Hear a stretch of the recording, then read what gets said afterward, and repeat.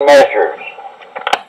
I was hired in 2002 for Safeway and Tracy Distribution Center.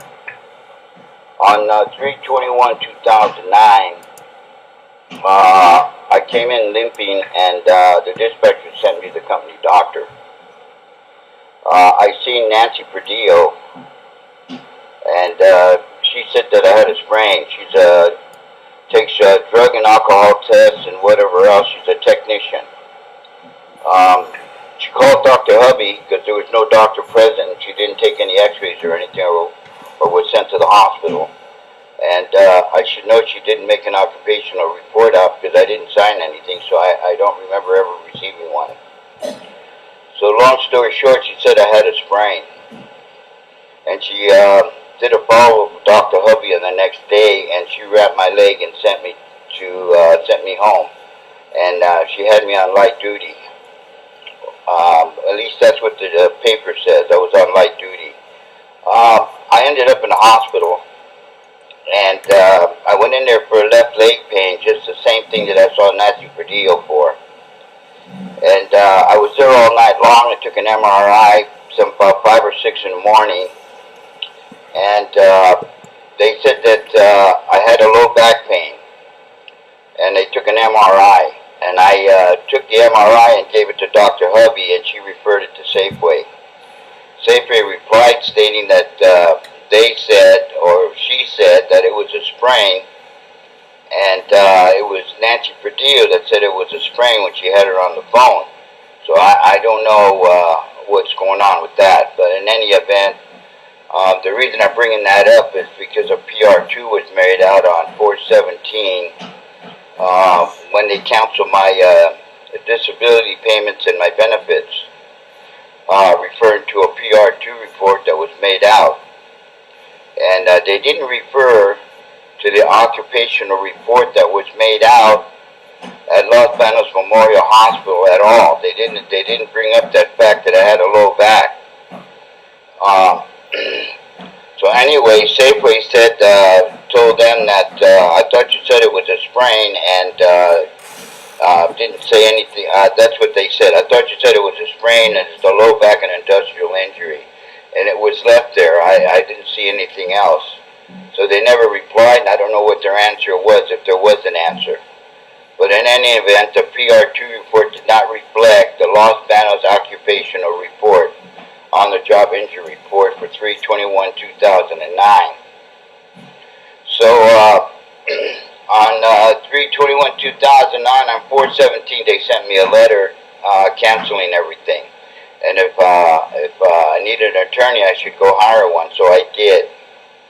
I hired an attorney, and my wife was with me, and I went back after I hired Adam Stewart, and I went back to see Perlosi, let him know that everything was canceled, and I hired an attorney.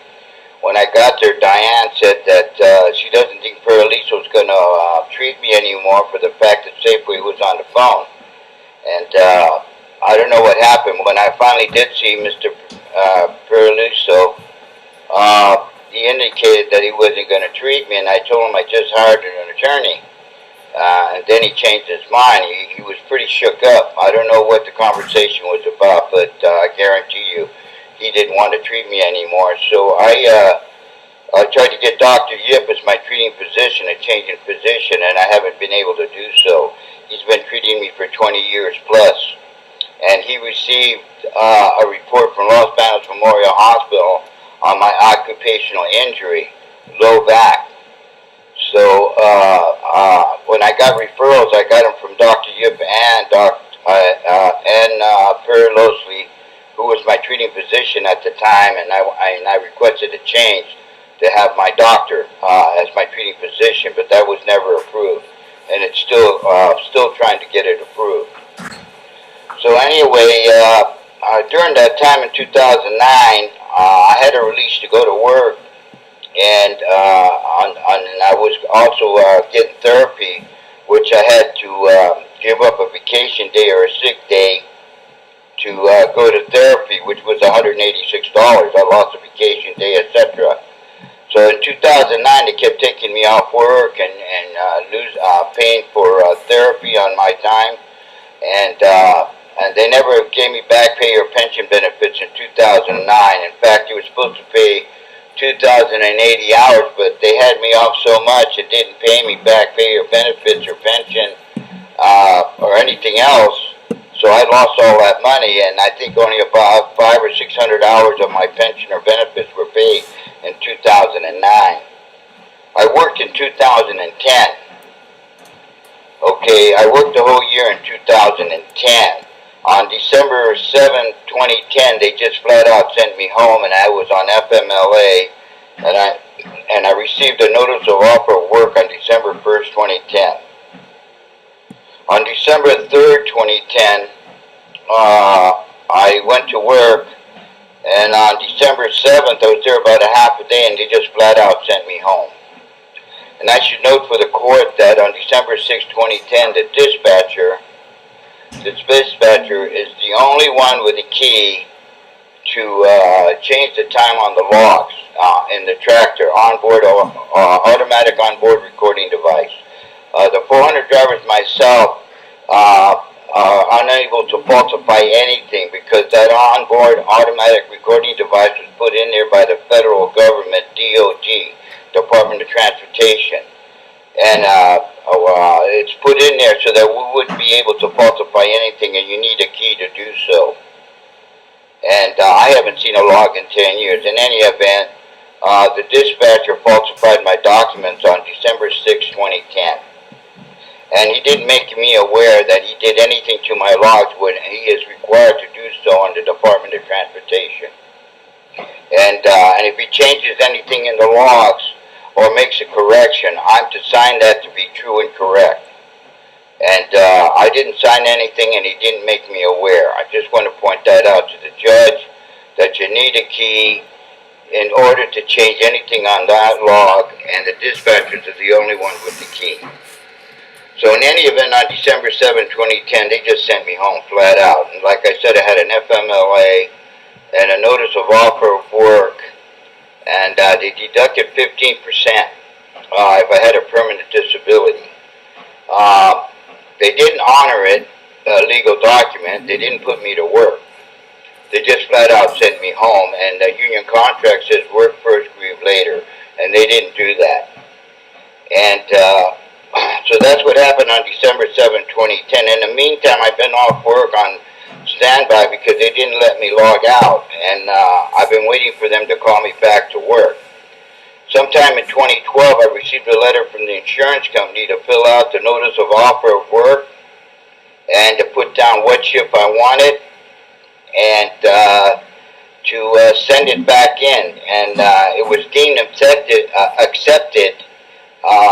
if I didn't turn it in within 20 days, but I had 20 days to decide if I wanted the same location or shift. On December 7, 2010, when I attempted to turn it in, but they flat out sent me home. So they sent me a letter and my attorney to fill that out and send it in, which I did registered mail, and I requested Eureka run 14 hours a day overnighter.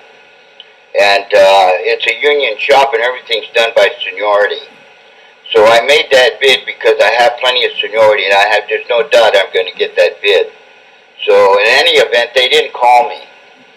And the document, the notice offer of work, it says it's work available. Well, there's work available. I have plenty of seniority. I was hired in 2002. So during this time, we had a settlement conference in Stockton, California, at Workman's Comp. And the administrative judge, when Judge Grill was off sick, suggested to the attorney to put me back to work. And Adam Stewart asked me how long I could work for, and my wife was there. And I thought that was kind of peculiar, but he asked me because I had the notice of offer of work. And I also mentioned to the administrative judge about the conflict of liability that I received from EDD, who I faxed all my documents and a release to go back to work. And I think because of that I had that EDD, he suggested to the attorneys to put me back to work, and that's why they asked me how long I could work for. They didn't do what the administrative judge suggested. They just sent me to the lunchroom and then proceeded to send me home. So they didn't honor the notice offer of work, and they didn't do what the administrative judge suggested.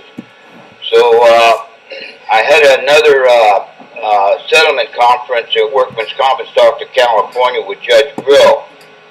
And I had a severe profound hearing impairment, and I had a document from the hearing specialist, a doctor from Turlock, California, which I handed to the judge.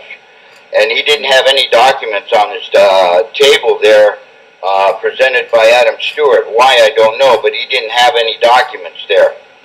And I had a witness, and I didn't have an interpreter present, and I did inform the attorney months before the meeting that I needed an interpreter and a hearing device. So, in any event,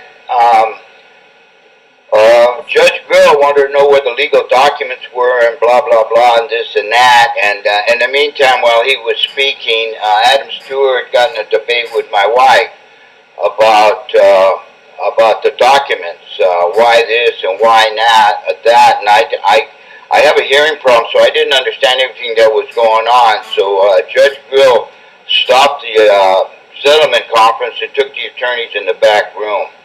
And next thing you know, he took it off calendar, and he suggested to the attorneys that they get me a legal document for severe profound hearing impairment.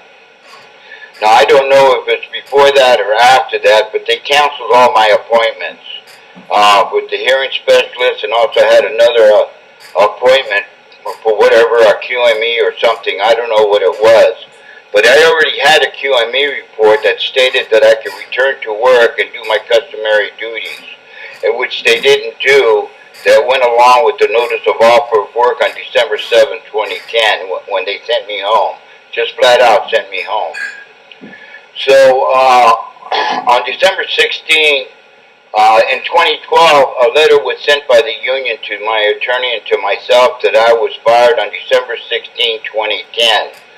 But it was emailed and faxed to Mr. Niswanger. And I should note on this grievance that was filed by Mr. Mike Sadler, safety manager at Safeway Distribution Center in Tracy, that he didn't notify anybody in the company.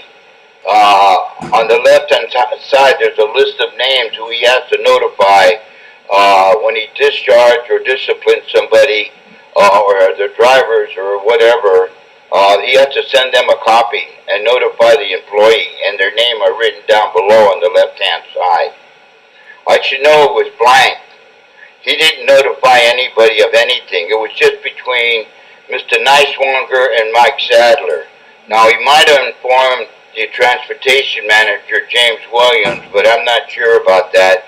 The reason I brought that up is because Mr. Niswanger sent it to James Williams, the transportation manager, and asked him to set a date and time for a hearing, in which he did, and he set it for January 11, 2011. Okay, so in any event, the discharge was denied on December 17, 2010. Okay, disciplinary action to be denied and to be returned to work with all back pay and benefits. And to send all proof or documents, pictures, photos, etc. Prove that he's guilty beyond a reasonable doubt. That's not exactly how it's worded, but it's something like that. They have to prove their accusations beyond a reasonable doubt by December 25th, 2010. By December 25th, 2010, within 10 days. They didn't do so. They didn't produce anything. They didn't produce anything in 10 days, 20 days, or 30 days. They just didn't even respond, let alone work me first and grieve later on December 7, 2010. They didn't produce one document. So anyway, that was final and binding because they didn't complete step 1 and step 2 of the contract. They didn't follow contractual procedures, and Judge Grill can get a copy of that contract if he wished, though, to interpret the contract to show that I'm correct about what my statement here. Okay, and he also can get, look under the Department of Transportation regulation under 395.15 and the interpretation, which states that the onboard automatic recording device, you're unable to falsify anything. It's tamper-proof beyond a reasonable doubt. So in any event, the discharge was denied, okay, on December 17, 2010, and James Williams, the transportation manager, was notified. Okay, so they knew that there was no discharge for December 16, 2010, and I should remind the court that I was sent home on December 7, 2010. Just flat out sent home. I was on FMLA and had a notice of offer of work, and they didn't complete their legal obligation to work me for 1 year. I was guaranteed that 1 year. So in the meantime, we received that letter on in 2012. I've been off work all this time, and during this time, they refused to put me back to work twice. And I was getting paid from 4/17/2009 from the EDD for conflict of liability. I faxed them. I sent them everything, a release of a doctor saying that I can go back to work full duty. Okay, and I sent them all the documents that they needed to establish my case beyond a reasonable doubt that I should be working. So they sent me a letter of conflict of liability, okay, and that becomes a workman comp issue because they have to repay that money plus interest. So ongoing here, they didn't put me back to work twice from 4/17/2009 when they canceled my benefits on workman's comp. So in 2012, I received another letter from EDD of conflict of liability. Okay, in the meantime, I've been faxing EDD documents, released to go back to work, and they didn't honor it. Safeway did not honor it in Tracy, California, the distribution center. Okay, so they didn't honor it, they didn't put me back to work, so they've been paying me, and then they ran out of money. And they sent me another letter of conflict of liability, and they're going to start paying me again. So I should bring that up so that the judge and everywhere, whatever, that they're aware of that it's a workman comp issue, the conflict of liability. So that I'm asking for my back pay for December 7th, 2010, when they just flat out sent me home, that I get back pay and benefits, including the RSP lifetime medical plan that I paid for $2,000 to $3,000 out of my pocket in 2002 or 2003, and I've been paying for that ongoing almost 10 years, and they took that away from me, as well as all medical prescription that I needed according to QME report I was unable to get because of their actions on December 7, 2010. Now in 2012, as we all know, received a letter from the union that I was discharged on December 16, 2010, and Mr. Mike Sato didn't inform anybody. Why, I don't know. And they didn't follow contractual procedures. And I don't believe that Mike Sato followed company policy, but I'm not sure about that because of the fact he didn't inform anybody about the discharge that he filed a grievance. So, going forward with this thing, my attorney received a letter from Arizona, the Safeway Private Insurance Company, regarding the notice of offer of work, for me to fill it out and send it in, and like I said before, what shift and time that I want, if work was available, or I sent it registered mail. And the attorney sent me a letter to report to work. I did so. Safeway didn't honor the notice of offer of work again. That's 3 times they refused to put me back to work.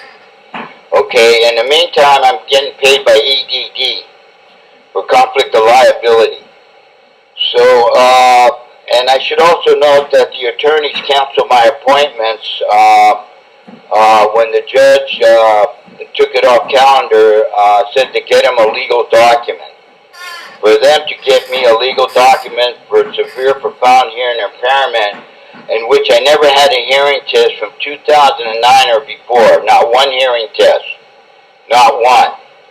And the union, when I told them I didn't understand anything and didn't say anything at the meeting, and they took me in the back room, I told them I needed a listening device and I need hearing aids, and they were going to look into it. But they didn't do anything. They didn't do nothing. In fact, they just sent me home. Flat out, they just sent me home. That was it. And they went around the Board of Adjustments, and they denied me arbitration, and they took this issue and they put it on workman's comp to deal with it. And I've been in the union for 50 years, and I've always known the union to take care of discrimination issues. And I should know, whether the union knew it or not, or the company knew it or not, which I'm sure they did, or they discussed it, that I filed 3 132As, and I filed harassment. And I also filed severe profound hearing impairment on 4/19/2009. And I should also note that I have to take a DOT physical every 2 years. So Safeway has a record of fact that I need hearing aids, that I have a hearing problem. So they knew about it since 2009 or before. They knew about that I had a hearing problem due to the fact that I took a DOT physical and it said so. The box is checked, hearing aids. Okay?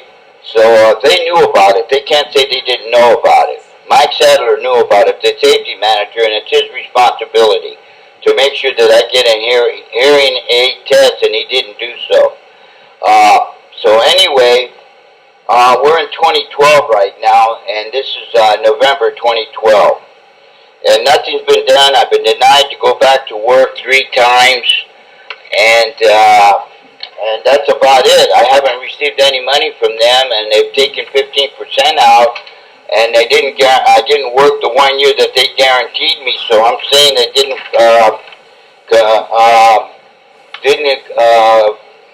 complete their legal obligation to work me for 1 year. So, and I'm asking for the judge to consider putting me back to work immediately, so that I don't lose my lifetime medical, which they took away from me on December 7, 2010, when they just sent me home, flat out sent me home. Nothing in writing, why or if or anything else, okay? And the contract says work first, grieve later, and they didn't do that. But if they don't reply within 10 days or prove their accusations beyond a reasonable doubt that you're guilty, they put the employee back to work immediately with all back pay and benefits. They did that for 1,500 other Teamsters, but they didn't do it for me. Okay, if they have a disability or they have notice offer of work, they honor it for 1,500 other Teamsters or employees of Safeway Distribution Center in Tracy, California, but they didn't do it for me. In fact, they didn't do anything for me. They didn't follow contractual procedure. Mike Sadler, I don't believe that he followed policy, but I'm not sure about that, and I don't think that's an issue with workman's comp.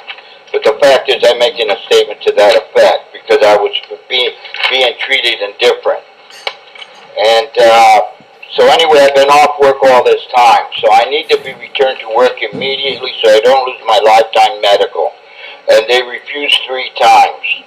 And I should note, if they refuse to put me back to work, and the Judge Bill honors it, whatever, that I should be compensated for lifetime medical plan, RSVP, which is separate from the Health and Welfare Fund.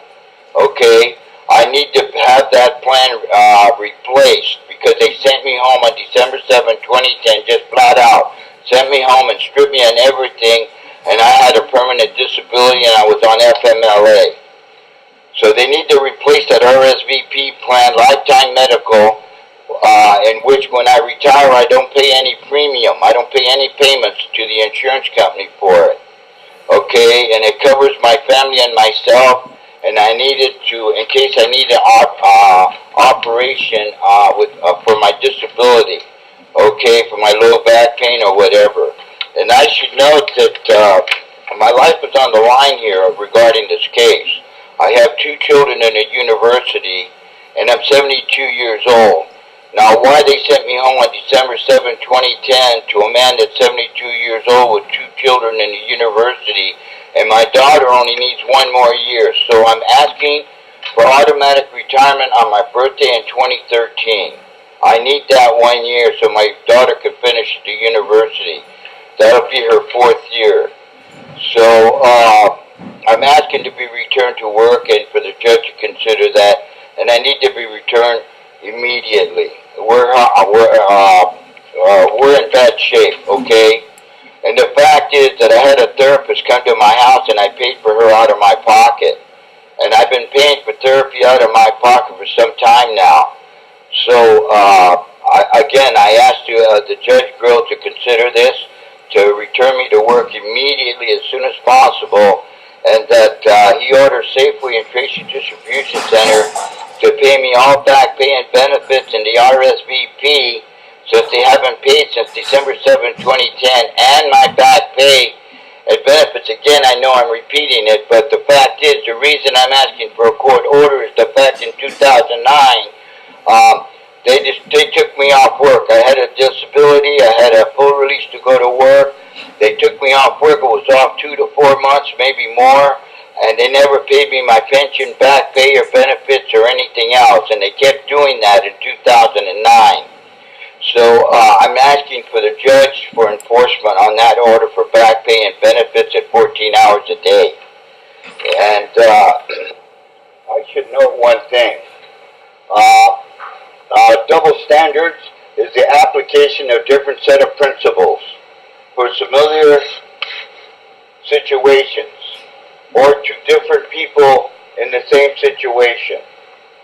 A double standard may take the form of an instance in which certain concepts, often, for example, a word, phrase, social norm, or rule, are perceived as acceptable to be applied by one group of people, but are considered unacceptable, taboo, when applied by another group. The concept of double standards has long been applied, as early as 1872, to different moral structures on men and women. A double standard thus can be described as a sort of biased, morality unfair suspension toward a certain group of the principle that all are equal in their freedoms. Such double standards are seen as unjustified because they violate a basic maxim of modern legal jurisprudence, that all parties should stand equal before the law. Double standards also violate the principle of justice, known as impartiality, which is based on the assumption that the same standard should be applied to all people, without regard to subjective bias or favoritism based on social class, rank, ethnicity, gender, religion, sexual orientation, age, or other distinctions. A double standard violates this principle by holding different people accountable according to different standards. The phrase, "life is not fair," may be invoked in order to mollify concerns over double standards. There is a distinction to be made between double standards and hypocrisy, which implies the stated or presumed acceptance of a single standard a person claims to hold himself or herself accountable to, but which in practice may be disregarded. Being hypocritical to the double standard is then a positive example of hypocrisy as well. Okay? This is Julio Zamora. I invoke double standards. Life is not fair.